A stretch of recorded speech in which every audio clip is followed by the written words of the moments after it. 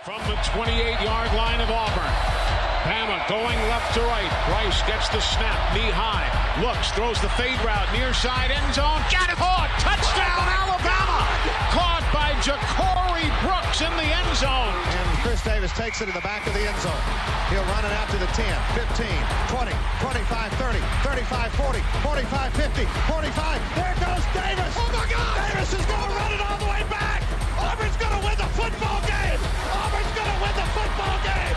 And Alabama has come from nowhere to defeat the Auburn Tigers in multiple overtimes. What's up, Tide and Tigers? We are back. It is July.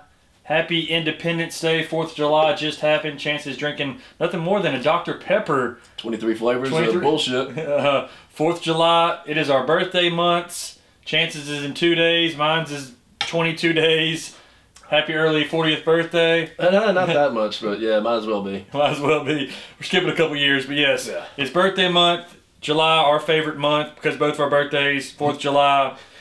I was in the grocery store yesterday checking out, and I was doing the conveyor belt, and the person looked at me when I put my head up. He goes, "I thought you were in your 20s until I saw the grays." And he goes, "What, 40s?" And I was like, "No, not that yet." Not yet. Not yet. So that was pretty funny. Yeah, 2 days from your birthday. You got any big birthday plans this year? Probably not.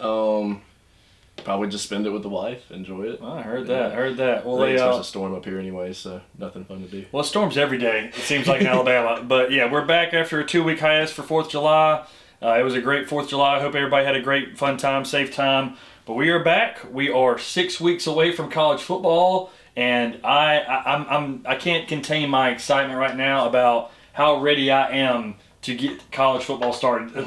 The world is better when football is being played, let's be honest. Definitely. But let's get to the highlights. The NBA draft happened. Cooper Flagg goes number 1 from Duke to the Mavs. The Mavs have now reloaded. Anthony Davis, Kyrie Irving, Cooper Flagg. What a front line. What a team they have now after giving up Luka. All know that was maybe a conspiracy. But the 2 kids from Rutgers, Dylan Harper goes 2nd to the Spurs. Ace Bailey goes 5th to the Jazz.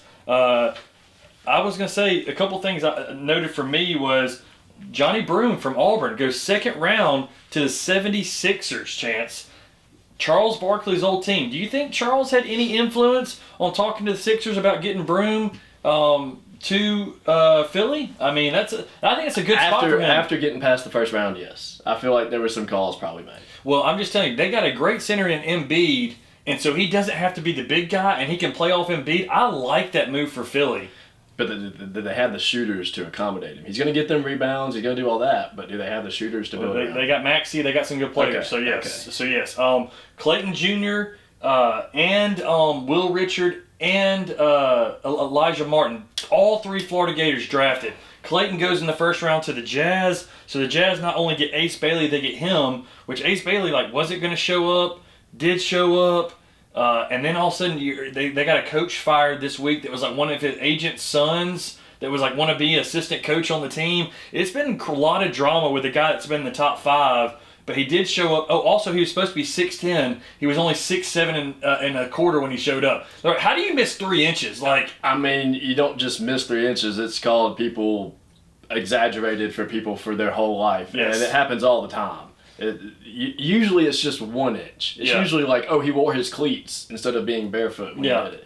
But if you can't get somebody right off of almost half a foot. Yeah. Well, and the thing is, too, is all that was just more on top of him not showing up. He's the wrong height. He's trying to get his agent's son high. It's been a weird, but Clayton goes there, too, from Florida, national champion MVP of the whole tournament. And I feel it's been I really wish he would have gone to the Heat. I had my play on him going to the Heat. But then, Will Richard, he ends up going to the Warriors and playing alongside Steph Curry. You had him as the number 10 pick. Yeah, 20 pick, and he went 19. 20th exact pick, and then it was 18 or 9. I think it went 18. 18. Because I almost was so close. Yeah. But, I would have loved to see him on a different team than the Jazz, but, we'll see how it goes.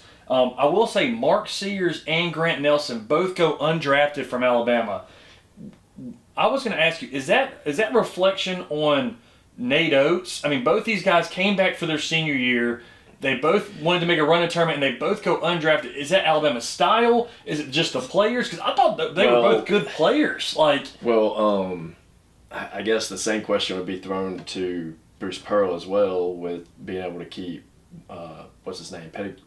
Is it Pettiford? Yes. Pettiford, keeping him coming back, and we'll see how he. I've already seen the projections. They have him maybe top 10 next year. So I do think it has to do with not just the coaches themselves, but the teams they were a part of. Even though some of those players are leaving, they still want to be a part of that top tier team. Yeah. So and I think that's probably what the case was. But I thought Sears was like a poor man's Jalen Brunson. I thought Nelson's a 7-footer who can shoot. He's had some big games in the tournament, and they both go. And I know there's only 2 rounds, but for them to both go undrafted, I know they've signed deals with teams now, but that kind of surprised me. I know that probably surprised them too, as Alabama players that were All-Americans at one point. So on to the NBA front of trading, not drafting.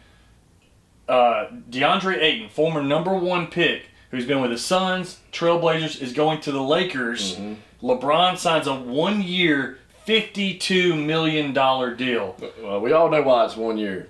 His wife, there was a recording of someone at a dinner right next to them, and he said that his wife said he's got to retire in the next couple of years. I saw that. But again, his youngest son's going to Arizona.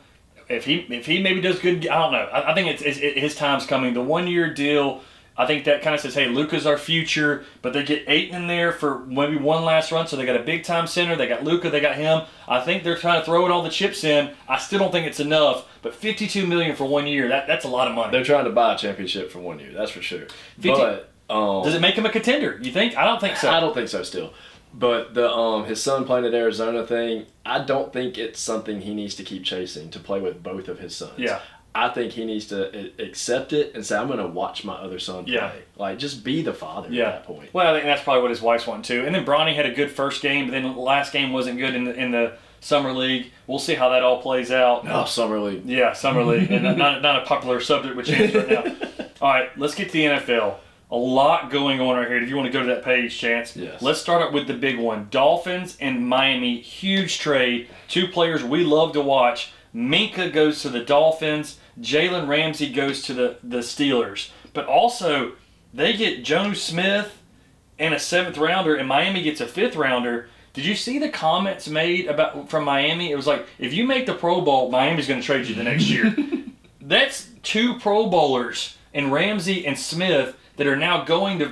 I mean, not only does how many games we watched when Smith was making you took his over in catches, he was going to get that for Miami. Now Rodgers has got him and Freiermuth.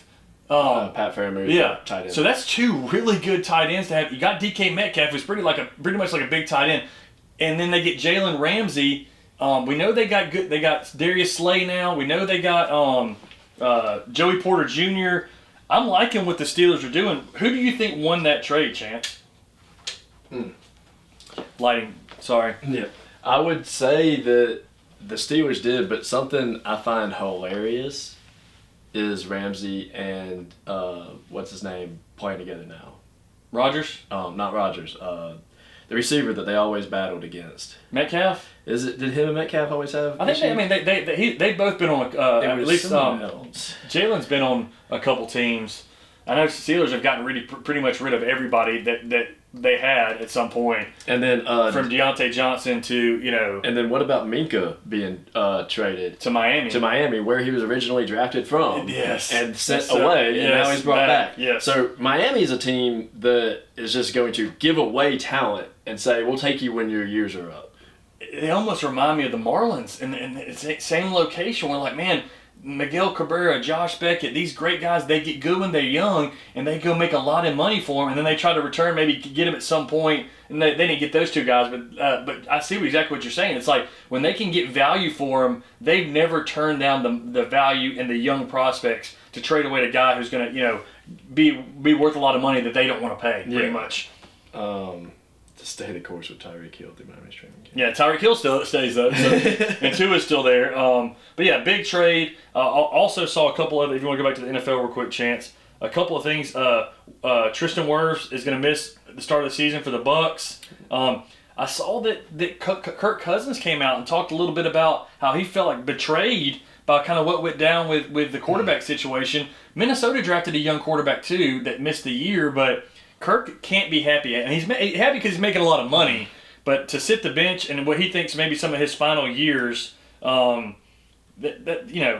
a full go as well too. Prescott is officially back. So Prescott. But yeah, Cousins felt misled by the Falcons. I don't think they're. I mean, the older you get, how confident can you be that you're the best one? It's a business. Yeah. So, all right, here's some curveballs I'm going to throw at you for some major news. All right, I'm going to give you a couple things. Okay, Ohtani has hit his 30th and 31st home run to tie the Dodgers, or now beat the Dodgers record before the All-Star break. He's back pitching a couple innings too. That's incredible. Okay, Kershaw, 3,000 strikeouts with the Dodgers. That's a rare list to be on. They actually gave him the pitcher's mound as a present. Okay. Here's another. I want to know what stat's the craziest to you. So the standard in batting in the major leagues, there's a Mendoza line which is 200, and to bat over 300 was pretty much what gets you in the major leagues.